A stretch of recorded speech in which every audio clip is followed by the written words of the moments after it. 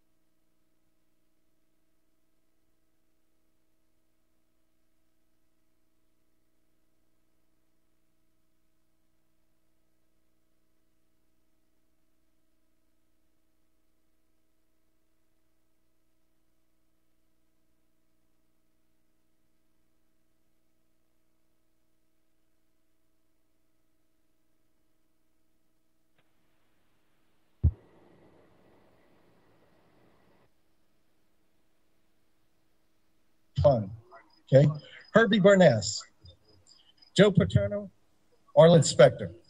Okay, and also Mr. Ryan. You might see the home builder around here. And Mr. Art Larson. Specter owns that. That was one of his rewards from actually working with his power broker, Herbie Barness, who ran the Barness home building business, which became DeLuca. Now, that's how you can, if you understand what you're actually reading there, when you read that fundraiser, you're reading a who's who on who the assassination, and I'll try to bring the facts and say what happened back then and what it's doing right now to us, and it's doing a lot to us as a result of that. All right, so go back to the JFK assassination and what Mr. Hunt said about Cordmeyer being involved with it. Let's look at some of the things Cordmeyer was involved with. Before the Kennedy assassination, there was a CIA program called Operation Mockingbird to take control of the media. Who was Cordmeyer working with? He was working with Walter Annenberg and Mrs. Annenberg, the Capone syndicate gangsters, okay? Jewish mafia, or whatever you want to call it. You can call it the Illuminati, you can call it the Rothschilds, you can call it the Zionists, you can call it the Bolsheviks. Whatever you want to call it, that's what, that's who they are, criminals. Now, at that point, before McCarthy was actually investigating, the communism in Hollywood. His prime suspect for investigation was none other than Cordmeyer, right? So he was under the gun of McCarthy for the communist activities that were going on with the control of the media back then. All right. Now you had the Bay of Pigs affair, the CIA program, Operation Zapata, Operation Mongoose. Well, who was in control of Operation Zapata? Who was in control of the CIA at that time? I think it was a guy named called George Herbert Walker Bush, okay? So it would certainly indicate that George Herbert Walker Bush was talking directly with none other than Cordmeyer, who was working underneath him. All right. Now you go to the JFK assassination and what E.J. Hunt said, that said basically LBJ said talk to Cordmeyer to cover it up. Well, there's a direct connection with Cordmeyer to Walter Annenberg. All right. Walter Annenberg has to be connected to U.S. Senator Richard Schweiker. Richard Schweiker was the man who was basically appointed Arlen Specter and Richard Sprague to go to this Warren Commission and cover up the assassination with the single bullet theory. And lo and behold, there is. You look at Claire Schweiker, the wife of U.S. Senator Richard Schweiker. Claire Schweiker worked for WPVI TV, Channel 6, back then. Her name, she had a kids show called Romper Room. And she would meet socially with her boss. And who was their boss? It was none other than Walter Annenberg. Not only would she meet socially, her husband, U.S. Senator Richard Schweiker, would, hobnob with Walter Annenberg. So there's the direct connection of the cover-up of the JFK assassination with the Bucks County Republican Party that controls this government that you're sitting in this county right now. That's how they did it. That's how they covered it up, okay? So it ties in Bush, it ties in LBJ, it ties in Cordmeyer. Another point of Cordmeyer, his wife, Mary Pinochet. Mary Pinochet was the mistress of JFK. After the assassination, along with a couple hundred other people, she's walking along a canal, the Baltimore and Ohio Canal, like the Delaware River Canal here, near Washington, D.C., and she's assassinated. And basically, said Cordmeyer lost his will to live after that. Basically, wasn't the same person. Because he knew what happened. And he knew because of what he did, that he hated JFK having an affair with his wife, ex-wife, that his actions resulted subsequently in his own ex-wife being executed by the CIA that he worked for. Now, Herbie Barness is an interesting character. He was the head of the Bucks County Republican Party. And he died in 2000. Basically, he brought to power a guy named Robert Asher, who rose to power. He was the national committee man for the Pennsylvania Republican Party. Robert Asher is a convicted felon. When our state treasurer, Bud Dwyer, blew his brains out on TV, what were they doing? They were awarding high technology contracts for the state of Pennsylvania to CTA. CTA is a mob-controlled firm that does a lot of business with the Department of State. Now, who runs the Department of State? I think it's the Annenberg Foundation. They set up the American Academy of Diplomacy, the Annenberg American Academy of Diplomacy. Who were some of the people who came from there? Well, one of them is Henry Kissinger, okay? Let's see, another one. What was his name? I think it's called Ashton Carter. He came through the American Academy of Diplomacy. And he also came to Abington, where I ran into the problems with the No Place for Hate program being run by the mob. He's now our Secretary of Defense. Who nominated him to be there? It was none other than U.S. Senator John McCain. McCain basically rose to power through his wife's Hensley Beer Distributorship, which is a direct asset directly connected to the Brockman crime family, which is, Sam Brockman, the Seagram's guys connected out of Chicago syndicate. You also look at his other connection. He was the Council on Foreign Relations. And he also rose to power through Stephen Schwarzman of the Blackstone Group. Stephen Schwarzman is a private equity investor. He made a lot of money on the foreclosed real estate down in Arizona and rented it out. Stephen Schwarzman set up the stadium where Ashton Carter went to, and actually says the Schwarzman Stadium. He's a multi-billionaire. So what did Ashton Carter do? He was the procurement director for the F-35s. He was a key person in making sure that the state of Israel won the F-35, got a squadron of F-35s sent it to be shipped over to them before our own people here in America that are to defend our nation get them. All right, now let's look at some things that Inspector did. After the JFK assassination, you had the Apollo affair, where Zionist Zelman Shapiro was over there in Pittsburgh, and he had a plant there which he was processing uranium, weapons grade uranium, and I believe some plutonium. So one day they basically report in 1967 that they lost 700 pounds of it. Well, let's see, about a couple of weeks before that, Raphael Eitan showed up over there. Raphael Eitan was, the leader of Israeli Defense Forces, IDF, and also ran his own business, Raphael Aerospace, which is like Lockheed Martin over here. It's one of the biggest aerospace companies over there. So all of a sudden, after he visits Zelman Shapiro, 700 pounds of uranium disappears from outside Pittsburgh. And they can't find it. They say, it just leaked into the pipes. Well, I'll tell you what, if you lost 700 pounds of radioactive material, nuclear-grade radioactive material in the Apollo affair beside Pittsburgh, why isn't Pittsburgh lit up like a Christmas tree like Chernobyl? So it's not there because I don't see people dying, in masses from radioactivity. But somehow, all of a sudden, Israel has all this war, material to build their plants, build their weapons. Subsequently, Netanyahu was involved, and he was actually caught working with the companies, stealing nuclear triggers to detonate the atomic weapons and send them over to Israel to basically further improve their nuclear weapons capabilities. Then you have, after that, you have Arlen Specter trying to exonerate Zelman Shapiro for his role in all this activity, all the way up to the Barack Obama administration. All right. So this happened right here. Basically, because of the corruption here that covered up the JFK assassination, they also covered up Israel stealing American nuclear technology to build the Israeli nuclear weapons. Okay, we can thank the Bucks County Republican Party that controls the Pennsylvania Republican Party, and they've done a lot of damage, not only locally, but nationwide. One of the ones they did was a guy named Tom Ridge, who rose to power around here, actually at Lake Noxamixon, talked to the Noxamixon Township.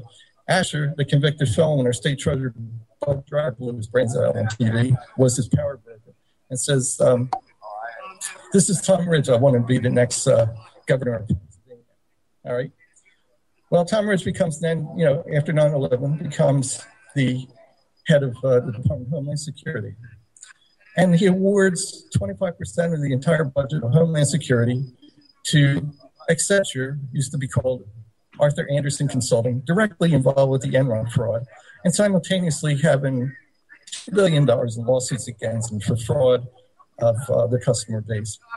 There was 25 companies bidding on that contract, and somehow Accenture, connected with the Chicago syndicate that 10 years before was directly connected with the fraud of waste management systems, wins the contract. What's the U.S. Visit Program do? That controls who's allowed to come in and out of the country, controls drug smuggling, and controls money laundering. What a perfect place to have basically an IT services company that's part of the Chicago boys control our visit program that we all basically have to be checked out going in and out of airports. So there's a lot more going on there. I mean, that's a direct impact of what happened with the Kennedy assassination. Another one, when you look at the Annenberg family, you can see that Walter Annenberg was powerful enough that he rose to power in the Nixon administration. And when you heard Nixon talking about the control of the media and, talking to Reverend Graham about it, he was talking about none other than Walter Annenberg's control of the media and how it was going to destroy the country. And you can see that if you went to the Nixon Library in Yorba Linda, California, next to Brea, you will look there and you look on the plaques, and the top contributor, number one, is Walter Annenberg. Number two is Max Fisher. He's another one of these Chicago syndicate criminals out of there that basically is a major player that's going on today. Now, when you see that, you then also look at Walter Annenberg's daughter, Wallace Annenberg. What does she do? She runs the Annenberg Institute. She has a house down in Radnor, Montgomery County, which is adjacent to us. F. Lee Bailey started his job there, started his law career in Montgomery County. Later in his career, he says it was the most corrupt county in the entire United States. Obviously, he was referring to the Annenberg Foundation. And they also have a home there in Palm Springs, California. Okay. Well, there was a guy named Bill Ayers to help this guy rise to power in Illinois. And he introduced Barack Obama to Wallace Annenberg. Wallace Annenberg basically is the power for Barack Obama. I mean, he's got a couple of them, but this is one of his major powers. People identify George Soros. Okay. They don't identify too much Lester Crown and Wallace Annenberg, which are major players in organized crime activity tied in with the cabal. So in 2014, last year, it was rumored that Barack Obama bought a house in Palm Springs, right next to Rancho Mirage, okay? Right down the street from Wallace Annenberg's estate. And by the way, one of the other people that live right next to Walter Annenberg, now Wallace Annenberg, Frank Sinatra, Bob Hope. So if you want to where the connections start to the syndicate, it's right there, and it's right here in this town. Another thing that Wallace Annenberg did was, with the No Child Left Behind, is she set up charter schools. She's got a couple in Los Angeles. What happened is we had an issue here with funding for the city of Philadelphia. They had a $20 million deficit, okay? So they basically brought in none other than Richard Swiker to basically help fix the Philadelphia school system. The solution was to privatize it with charter schools, okay? They now have a $600 million debt and getting worse all the time. And now they're going to impose upon the rest of Pennsylvania taxes that pay for that corruption. Yet somehow they're too big to jail and no one's going there. So when you look at what also Mark Swiker, former governor after Tom Ridge, his power brokers were, again, Robert Asher, the convicted felon, and Jim Nevels of the Swarthmore Investment Group. Okay? Now, he appoints Jim Nevels as the head of the School Reform Commission for the city of Philadelphia. So by the end of his term, the School Reform Commission, the debt for the school goes from $20 million to $600 million and rising. Okay? Who did they put in power? They put in power Jim Nevels as the head of the SRC, School Reform Commission, who awards the contracts to Edison School Systems, which is owned by Merrill Lynch. Before he rose to power in PA politics, Mark Swiker worked for Merrill Lynch up here in Princeton. From being involved with IT services, the corruption in Merrill Lynch is unbelievable. I talked to people who are working there, and they says to get a contract there, basically the management would demand that you buy a swimming pool or you won't be considered a bidder. Also talked to other people, and I said it was Mark Swiker who was over there basically awarding all the contracts to the H-1B companies like Tata, Winco, on down the line, to basically replace American labor in the high technology IT business. So he took his technology there. Now, Wallace Annenberg supported Paul Vallis, who was the principal for the schools of the city of Philadelphia. And he went along and allowed the schools to be privatized, destroying the public school system. And there's a lot of issues with it. There's no doubt about it. The solution is not creating charter schools run by the Chicago Syndicate and say that's how you're going to fix the school problem. All right. Now, to see how insidious the corruption is, what happened is Mark Swiker then left, and Tom Ridge, I meant to say Tom Corbett, was the power. Now, Swiker then became the head of the Greater Philadelphia Chamber of Commerce, and he put his crony, none other than Jim Nevels, on top of Tasty Cake Baking. And lo and behold, within 6 months, Tasty Cake Baking goes bankrupt. Okay, you wonder who got the money for that bankruptcy, just like the Chicago Syndicate. Another thing that Jim Nevels did, he was one of the leaders for Harris Casinos down in Chester. Okay, now his latest position shows the connections. He is now the chairman of the board of the Philadelphia chapter of the Federal Reserve Bank. Okay? So you can start to see the incestuous relationship of right here in Bucks County corrupting all the way to their direct connections to the Kennedy assassination, Israel still in the nuclear weapons, and their direct influence with the Federal Reserve Bank. It's all here. Now, this is at Carpenter's Hall. I mean, basically the Independence Mall in Philadelphia, going back when they dedicated the Jewish Holocaust Museum, which is on the side of the mall in Philadelphia. I saw Netanyahu there. Okay, he was doing the introduction for the dedication. Also, he was introduced by Stephen Friedman. Okay, who was basically written up in LaRouche's article called "The Illegal Funding of the Likud." I'll get into that in a minute. So basically, Netanyahu says it was our people here in 1913 that set up things.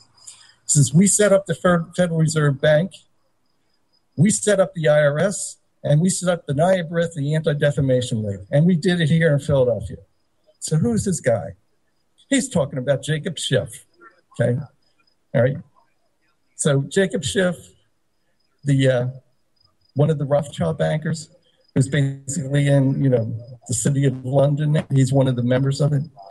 Jacob Schiff, the one who supported Trotsky, the Bolshevik Russian Revolution.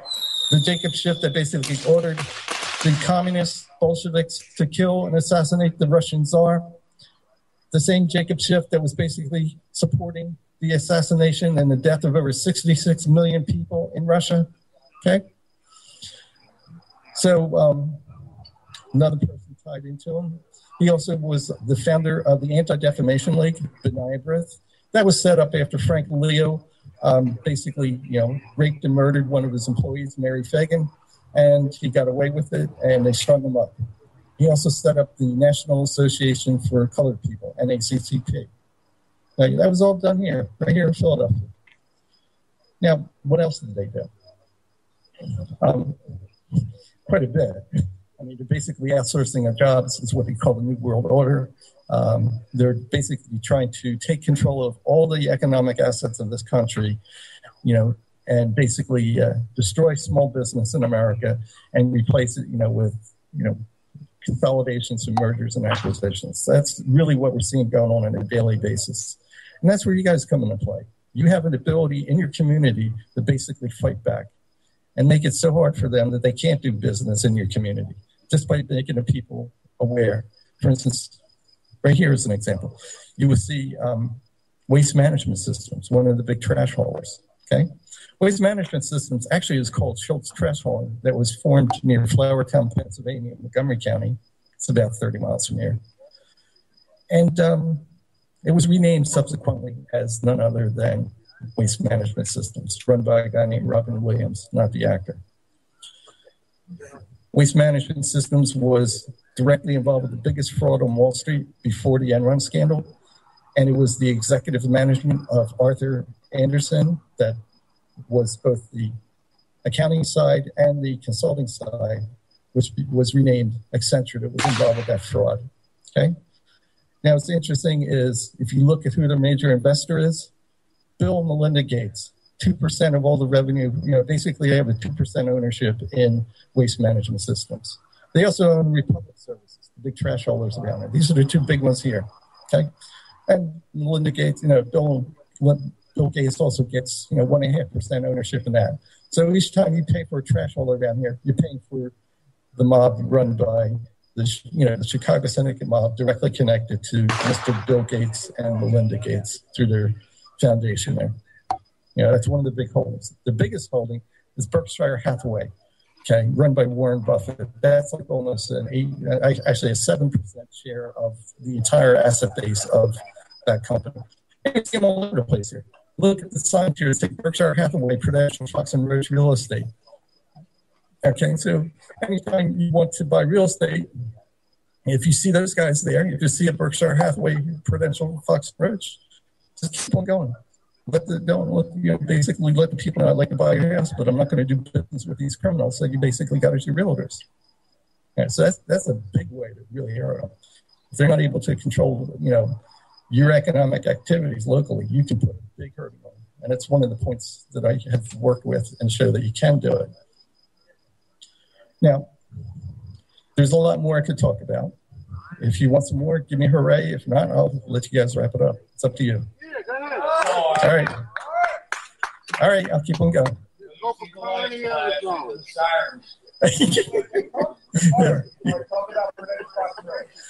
All right, Prudential, Fox and Roach. First of all, I bought a house through Prudential, Fox and Roach. My wife did. It might have been Fox and Lazo, but now. All right. Well, Roach Brothers Real Estate is merged in with Prudential, Fox and Roach. Roach Brothers, when I was looking for real estate down in near Malvern, what county is that?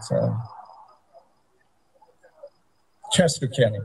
Yeah. Basically, the realtor says, there's a lot of mafia here. And I says, who is it? It's the Roach Brothers Real Estate. Okay, that's nice. So they got merged into Prudential, Fox and Roach. Okay. Now, the Fox is Richard Fox, of the Fox School of Business of Temple University. That's the Fox brothers that we're talking about. Now, Richard Fox is also the founding member of the Republican Jewish Coalition, the Philadelphia chapter, along with Stephen Friedman. Stephen Friedman is the founder of one of the major founders of the Likud, directly implicated in the 9/11 activities. And he's the power broker for Netanyahu to help him rise to power. They went to Shetland High. That is correct. It's a no place for hate community. It is that close. Okay. Now, the real power broker for Netanyahu was actually Sheldon Nadelson. Right. But basically, Stephen Friedman works for the law firm of Duane and Morris. He's a major partner there. And by the way, who was their lobbyist for winning business down in Washington, D.C. with Duane and Morris? None other than the convicted felon, Robert Asher, who's the Pennsylvania National Republican Party committee man. Okay. He also runs something called Fox. Okay. Another thing about Fox is Prudential. Prudential is a big company. They're insurance, real estate. By the way, they have all the contracts for the life insurance for dead GIs right. And the big thing they did, and it was even written up in 60 Minutes, they get the money from the government and they don't pay to the wives or, the surviving members of the family for 12 months. All right.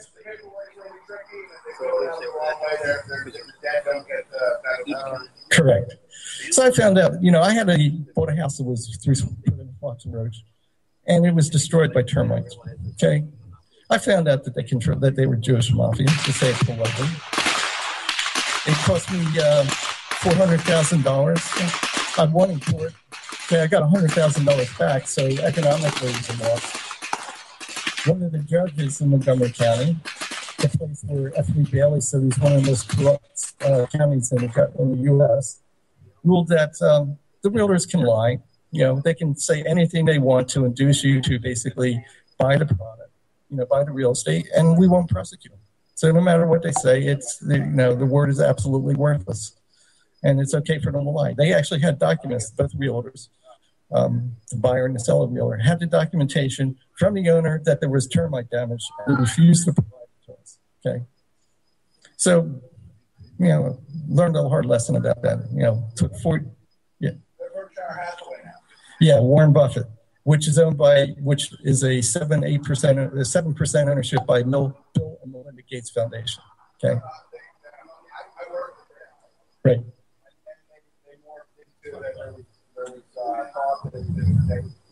We were getting away from Prudential because that contract ran out. And then we got the word that Berkshire Hathaway, but it was home services first. Right. That we linked to, and then at some point, Buffett, but it's an energy company. It's like this mid-Atlantic energy company that is tied in with home services and Berkshire Hathaway. Do you know anything about that? Yeah, I'll get to that in a second. I'll give you some insight to that. All right. Now, with Berkshire Hathaway, one thing with Prudential, I talked to, what's her name? There's an IT consultant who's working for Prudential in Roseland, New Jersey on 9/11. Okay. She lived in Boot, New Jersey, which is further north. All right. So basically, she tells me, you know, she's asking me about getting some IT jobs, contract work. And she says, I can't believe what happened on 9/11 in Roseland, New Jersey. So what happened? Well, they're replacing all the American IT labor with Tata. Okay. Tata is an Indian job shop. Okay. Tata is also pays off everybody. My brother worked for a company, and Tata actually approached him and said, how much we got to pay you off to win the contracts? All right. So they're watching 9/11. They're watching the World Trade Centers collapse on the monitors in Roseland, New Jersey. So what does Tata do? They cheer and they say, yay, you guys deserved it. It's a long time coming. All right. This is our Prudential insurance that basically, you know, jacks around the veterans, you know, the veterans benefits to the families. And what happened later on is they let go of all the American IT labor and they kept the Tata boys. Well, 6 months after that, they found out that the chief information officer up in Newark was getting kickbacks from Tata. So they fired him, but they kept the Tata boys to work there. Okay. So, you know, it's a good old American company. You know, they might as well be relocate to Tel Aviv to show how American they are. Right. I mean, that's part of what I've seen. Now, with respect to what you're talking about, the energy services, right, well, there's a part I know, and maybe a part you know. What I do know about the energy services is this convicted felon, Robert Asher. First of all, I addressed him at the in Doylestown when we had a Pennsylvania State Senator, Joe Connie. This goes back, I don't know, again, like 12 years ago. Joe Connie was the head of the Senate State Police Committee. I said, you're the head of the Senate State Police Committee. What are you doing about a convicted felon being involved with political activity in the Pennsylvania Republican Party? So Joe Connie says to me, Robert Asher is a man of honor, fifth most powerful person in the Republican Party. I won't touch him. Okay. Well, his father, Walter Connie, and Herbie Bernass, the Italian and the Jewish mafia bosses that controlled activity in Central Bucks County, were, you know, big into organized crime. So here I'm listening to the son of an organized crime boss telling me that Asher is a man of honor. All right. Now, you have this guy in Montgomery County, Bruce Castor, who's running for Attorney General against Governor, you know, Tom Cordon. Okay. And he pointed out that Robert Asher set up the Penn Future Fund. Okay. So here it is. This Penn Future Fund was directly involved with the fracking, with Act 13, to basically destroy all local influence or control over the frackers coming in your community and basically doing whatever they want. It's on the website, noplaceforcorruption.com, in a PDF file you can download. He also was directly involved with Act 129 with the smart meters. Okay. In my case, you know, we have PICO. PICO basically has 3 smart meters we're trying to install on homes around here. The Public Utility Commission is corrupt, and the 3 smart meters that PICO is trying to do, the Census, the Flexall, and the latest in Geyer, are all seriously defective, cheap pieces of garbage made in China, and burning down houses and killing people. I was over in Woodland street to put smart meters on about 7 units. Right. The transformer at the end of the street that night exploded. Right. Well, I'll give you a little insight. I have, because working in the IT industry, got to talking to somebody who has a friend, working in the company, this Pico, and it's things for the other power companies. He says they're getting smart meters from China. Since just 3 months ago, they got a batch of 10,000 smart meters from China. Landis and Geyer. That's the only one they're saying they're installing anymore, because the other two were recalled because of serious defects. All right, he says the 10,000 meters were all thrown out as defective. Okay, here's what was wrong with them. First of all, you create a physical address in the what they call the embedded firmware, the integrated circuit chips inside there, and they should each have a unique phone number, unique identification number. All 10,000 meters had the same number. All right, so here it is. You basically get a fire, and you say you get a smart meter XYZ, and it shows you have a fire. So what happens? You show the location in your database for the fire company that it's at 10,000 locations. Where the hell do you go? You go to JJink. Right. Well, they don't care about that. That's your problem. They know how to build it. Right. Yeah, they do. All right. So the other thing that was going on with the meters was they had a fire in Bensalem, because the other two, sensor and Flex, are already thrown out. The Landis and Geyer meter was installed in a Bensalem apartment complex back in February of 2014. All right, the fire, it burned down the apartment complex. The fire chief of Bensalem says the direct cause was the Landis and Geyer smart meters installed by Pico. All right, so now going back to what the consultant said, there was another thing.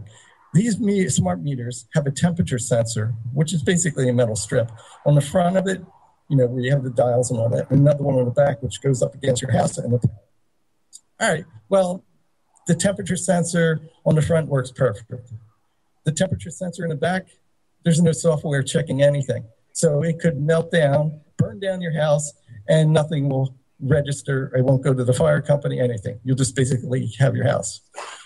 So in fighting the PUC, one of the things they assured me, well, if anything goes wrong, we will properly compensate you. I said, okay. Well, where I live down in Doylestown, there was a fire years ago where they basically, what happened is they had a gas fire, natural gas fire, which blew up a house. Okay. So I asked the people, you're in litigation, how's it going? Well, we've been fighting Pico for, 4, maybe up to 7 years. They haven't paid us a dime. We've had to pay for not only living in another place, we had to pay for a lawyer and pay for the old house and the mortgage all at the same time. And they fought us tooth and nail, didn't offer us a penny, nothing. Okay, we finally got to a jury trial. We finally got what we needed. So if you want to know how they're really going to treat you, that's how they are. But here it is. I had Wayne Lee of people saying, if anything goes wrong, we'll compensate you. So it goes back to the same thing of the court ruling that Judge Neil Samuels of Montgomery County says is a realtor can lie to you, induce you to do something, and basically has no legal responsibility for the consequences of their lies and what it does to you. Okay? So I saw directly, how corrupt Montgomery County courts are. And it's not much better up here. We have a judge here, Alan Rubenstein. Anybody know about him? Okay, so I see Alan Rubenstein. He used to be the district attorney for Bucks County, and then he became a judge. He's an older guy. I think he's approaching 70 at this point. He used to go out and have lunch over at, it's now called a Weiss Supermarket. Used to be called Gennardi's back then.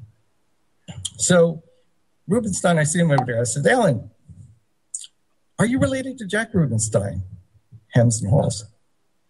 Yeah, he's my father's brother. He's known as the black sheep of the family. Okay. So we're talking about Jack Ruby. He's the one who shot Lee Harvey Oswald. Yeah, he's my brother. He's my father's brother. Okay, he used to come over all the time, talk about gambling activities like that. So I see Alan Rubenstein over there another time. People saying congratulations. And it says, oh, what'd they congratulate you for? Well, I had a case this morning where there was a custody going on where basically the father was fighting for custodial rights of his kid, his girl, but he wasn't married. And the mother wanted to basically have the kid put up for adoption. So I destroyed his parental rights and gave his kid to a lesbian couple. Right. That's how much he respected. Oh, when they basically passed gambling in Pennsylvania, he was over there. I saw him again, and he's reading the newspaper. He's drooling like a 2-year-old kid, does when you feed him. They have the bib and all that. He's literally drooling, reading the paper about them legalizing gambling in Pennsylvania. So that's what, Chester and Street Road, right? Yeah. Yeah. You're talking about the, what's the name of the darn casino down there in Bensalem? I can't remember the name of it. I'm not over there. Like right in, Yeah. Bensalem's a major, major hub for corruption. That's where it came from. And that's the part of Bucks County where actually the corruption is derived from. Now, one other thing with Rubenstein, there was a murder case. What happened is Diane Diller, was a woman who was found dead in her apartment complex in Bensalem. Prime suspect was her boyfriend, whose father was Joe Rice, who's a Bucks County detective connected with the Bucks County Republican Party.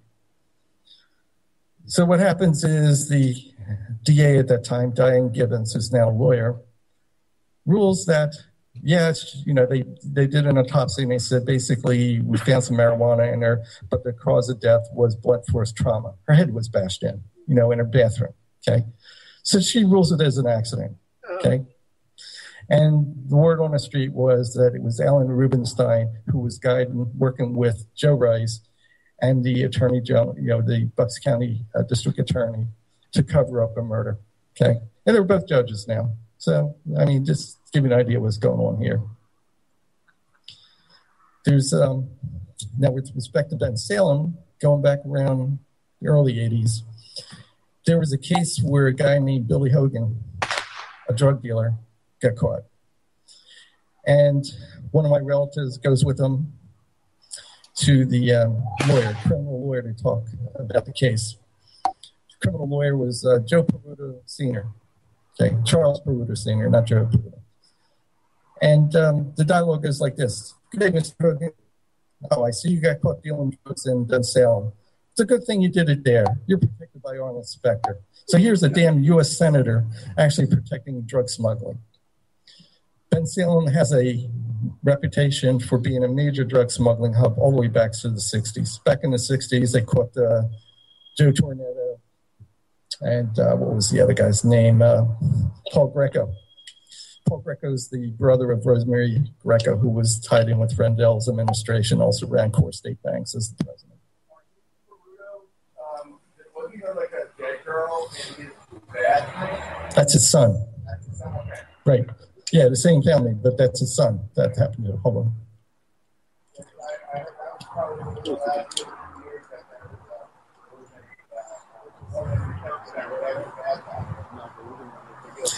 Right, and he was down at the Jersey Shore at the time. At least that's what he says. So there's a good. Basically, the fact that Peruto his father knew about it. There's who did he cross that might want him out of the way? I don't know what's going on there.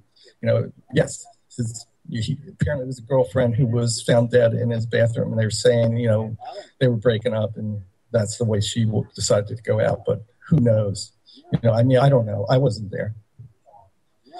Yeah. Well, look at the same. You know who George Norcross is, right? Okay, George Norcross is a Camden County supervisor, really involved in New Jersey politics. He used to run Commerce Bank. Okay, he sold off Commerce Bank to Toronto. What is it? Toronto Dominion. I keep on saying Toronto Direct. Okay, Toronto Dominion Bank is run by Phyllis Lambert, who is the daughter of Samuel Brofman, who was Al Capone's bootlegger. Okay. Yeah. Then we had a dispute there over the ownership of the Philadelphia Inquirer building, with George Norcross and Mr. Katz. What was his name? Lewis Katz, I believe. Lou Katz, L-E-W. Lou Katz was one of the executives of Comcast, who actually won the lawsuit for ownership of the Philadelphia Inquirer building. The same Philadelphia Inquirer building run by Moses and Walter Annenberg. Okay. Guy dies in a plane crash a couple weeks after the lawsuit, after he wins ownership of the building and Norcross loses. Right. And one of their favorite ways of assassination is airplane accidents. Right. That's how they got U.S. Senator John Hines, by the way. Yeah. So then what happens is he has a guy named Joe Sheridan, who was the executive running Cooper Hospital. And he actually was put in power there by none other than George Norcross. And he was actually rumbling about politically in the Republican Party in New Jersey. I'm not sure which side Norcross is on, but they're on the same side, Sheridan and Norcross. And last year, they're looking in his house, and basically him and his wife are dead. Okay. And, so you cross Norcross, you cross him, and somehow you just don't, people seem to have severe accidents, so they don't survive them for whatever reason. Just coincidence. Yeah.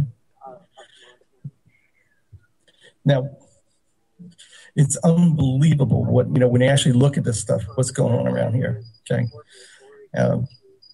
With respect to, like Tom Ridge, basically giving the U.S. visit program to Arthur Anderson Consulting, now renamed Accenture. A Chicago syndicate company tied in with the waste management. And what they do is the U.S. visit program controls everybody comes in out, controls people, controls money laundering, and controls contraband. Okay. So somehow, doesn't it seem kind of strange to you that a Chicago syndicate company has that business? Does it seem strange to you that the power broker for Barack Obama is Wallace Annenberg, a hardcore Zionist whose family worked directly with the foundation of the Jewish state of Israel? Okay. Another thing that's around here is back in 2010, there was a case where it was a mother and daughter, where the mother basically had dementia.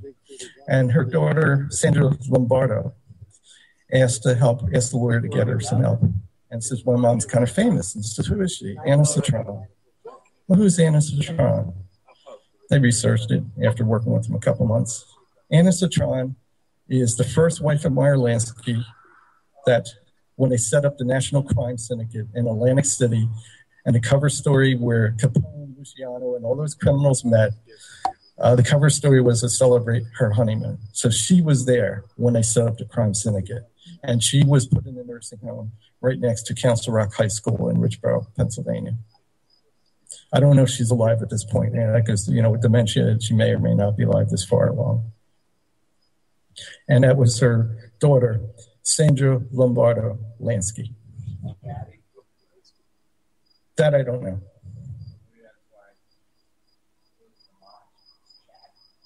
Yeah, yeah, right. Well, basically, Sandra Lansky's down down in Florida on the west coast side, I think near Cape Coral, somewhere in that range. And they actually showed a show there where her son is actually talking about some of the situations. He's actually, when they talk about mob stories there, but it actually was right here. The real thing is here. It's unbelievable what I see when I actually investigate and how much is tied around here to world events. Okay. Especially the fact. Yeah. You are fascinating. This is just not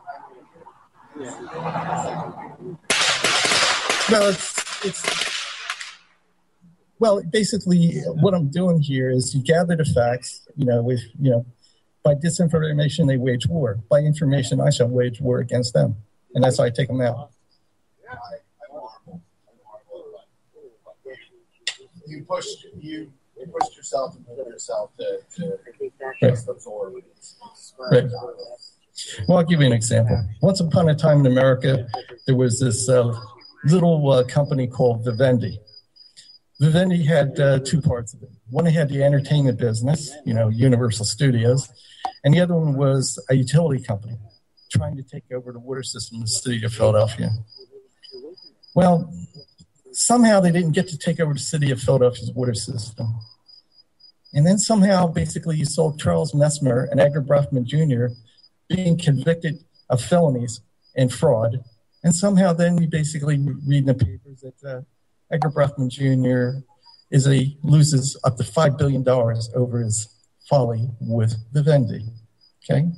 And then he's basically on, before this happened, he was on the Charlie Rose interview, talking about how he was making $1 billion a day from one company, DuPont, okay, owned by the Bruffman crime family. Right. Right, but it's like, I wonder how Mr. Bruffman became a convicted felon and lost $5 billion. You know, to this day, I just can't imagine how that would happen to such a nice guy. And how do you get convicted as a felon involved with financial fraud? So here's where it gets interesting. So after that happened, Edgar Bruffman Jr. decided to sell off Vivendi Utility Services. And he sold it off for the amount of $600 million to this little company called Pennsylvania Electric Company, PECO, which is owned by Exelon Corporation out of Chicago. And how did they get owned by Chicago and Exelon? It was none other than our good old buddy, State Senator Vince Fumo, a convicted felon who got a $17 million kickback from PECO to allow the merger to occur. Yeah. And that's along with Mr. Robert Asher of the Smart Meters and Penn Future, we can be rest assured that they have our interest in mind with their activities. So that's, I mean, with respect to that. So if you have some information that you wanted to say with respect to the power company that you're going on, that's what I see. You know, so I see these lines here saying stop the fracking in the pipeline here. You know, basically Tom Corbett destroyed his rights. Wolf. Okay, here's what I know so far. You know, I don't know everything, but I know one thing that really has me concerned. All right. When I was basically protesting the No Place for Hate program in Abington, one of the ones that was there when they had the League of Women Communists, okay, and I basically, you know, he was coming up for election to be county supervisor at that point. I said, what are you doing and where do you stand on this No Place for Hate program? He says, I fully support it. Okay. All right. So then what gets interesting, I see him again at another political rally, and I says, where do you stand on this? He says, I fully support it. There's no problems with organized crime with it. Really? That's not what the police told me. Okay. And I said, you fully support it. All right. So then they had a rally back at the beginning of the year with all Bruce Castor and the other county commissioners. I says, you know, you support this hate law legislation through the anti-defamation league with the front for the Chicago Syndicate. How can you stand up there as the county commissioner and act with any integrity when that's what you're doing? All right. Okay. Now, what happened in April? Actually, it happened earlier this year. I'm not sure the actual month at this point.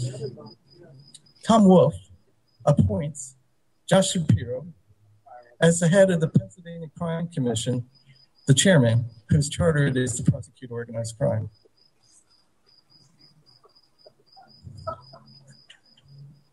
So basically, the criminal is investigating the criminal. Correct.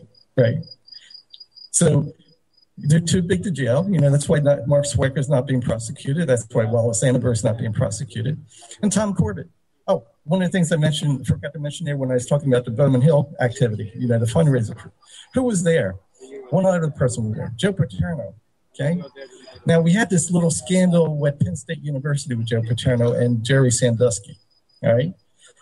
Now, at the time that scandal was being investigated, what happened is Tom Corbett was the Attorney General of Pennsylvania before he became governor. And he was sponsored by the Bucks County Republican Party. Okay? Here's how that came about, a little background there. Herbie Boness died in 2000. He controlled Pennsylvania politics, the Republican Party. And they basically, the Pennsylvania Republican Party controls the state government for all intents and purposes. He split the power up, where he basically put the political power at the state level with Robert Asher, and the county level, he put it together with Harry Fox, who was a trash hauler who sold his assets off, trash assets.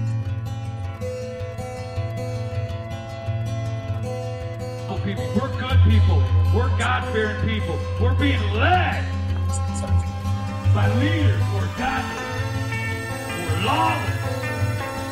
All right? Don't let them fool you into thinking you're lawless and you don't have to care. They can call it whatever they want, but they can't make a change. Yeah. I'd rather die than be a slave to thee. Don't treat me this way.